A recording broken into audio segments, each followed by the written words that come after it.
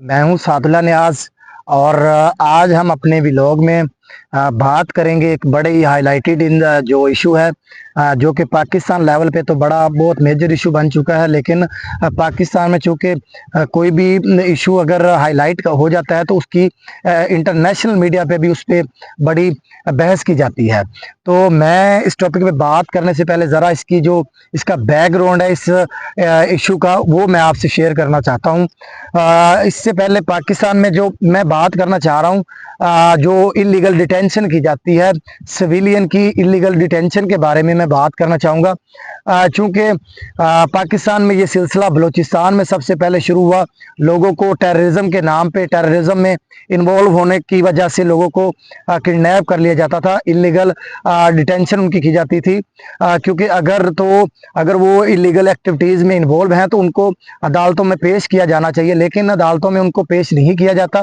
तो उसके बाद उनको कई कई दिन, कई कई साल, अब तो ये हालात हो चुके हैं, कुछ लोगों को, कुछ बलोच लोगों को जब 5-5 साल, 6-6 साल से उन्होंने इलीगल डिटेन किया हुआ है और उनको अदालतों में पेश नहीं कर रहे। हालांकि आला अदलिया उस पर सख्त एक्शन ले भी चुकी है, लेकिन रियासती अदारों की तरफ से उस पर कोई अमल दरामद नहीं किया जा रहा।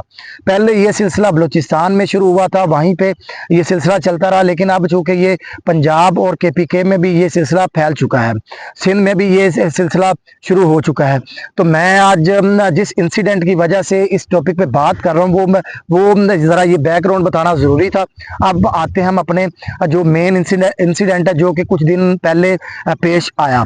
वो इंसिडेंट ये है कि पाकिस्तान में चूँकि इसराइल की प्रोडक्ट्स का बाइकाट किया जा रहा है, क्योंकि इसराइल की जो गज़ा पर बमबारी के बाद लोगों की शहादतों, फ़लस्तीन के लोगों की शहादतों के बाद फ़लस्तीन के लोगों के साथ इजहार यकजहती के लिए दूसरे ममालिक, मुस्लिम ममालिक की तरह पाकिस्तान में भी इसराइल की प्रोडक्ट्स का बाइकाट किया जा रहा है। लेकिन जो चूँकि पाकिस्तान में इस चीज़ का बाइकाट किया जा रहा है, तो जो कोका कोला जो कि इसराइल की प्रोडक्ट है, उसका बाइकाट करने की वजह से इसराइल को इस चीज़ का बड़ा नुकसान पहुंचा है। दूसरे ममालिक की तरह पाकिस्तान ने भी इस चीज़ का बाइकाट करके, इसराइल की प्रोडक्ट का बाइकाट करके इसराइल को बड़ा फाइनेंशियली बड़ा नुकसान पहुंचाया। चूँकि ये बताना इस वजह से ज़रूरी है क्योंकि ये इंसिडेंट इससे रेलेवेंट है। रेलेवेंट इस तरह है कि कुछ दिन पहले नेक्स्ट कोला, जो कि कोका कोला के बाद जो पाकिस्तान का लोकल ब्रांड है नेक्स्ट कोला, उसकी बड़ी उसके इस्तेमाल में बड़ी वाज़े इजाफा, उसके इस्तेमाल में बड़ा वाज़े इजाफा हुआ है। तो उसमें इस कोका कोला को नुकसान पहुँचने के बाद अब चूँकि इस चीज़ से जोड़ा जा रहा है कि ये इसराइल की जानब से या रियासी अदारों की तरफ से कोका कोला के जो ऑनर हैं उनको किडनैप कर लिया गया है। और कुछ दिनों से इस पे आला अदलिया अभी तक कोई एक्शन नहीं लिया। कुछ दिन पहले नेक्स्ट कोला के ऑनर को किडनैप करने के बाद इस पे सोशल मीडिया पे, इलेक्ट्रॉनिक मीडिया पे, प्रिंट मीडिया पे इस पे बड़ी बहस की जा रही थी। बहस करने के बाद इस चीज़ को बड़ा हाईलाइट किया गया कि आखिर क्यों और कैसे और किन लोगों ने नेक्स्ट कोला के ऑनर को किडनैप कर लिया है।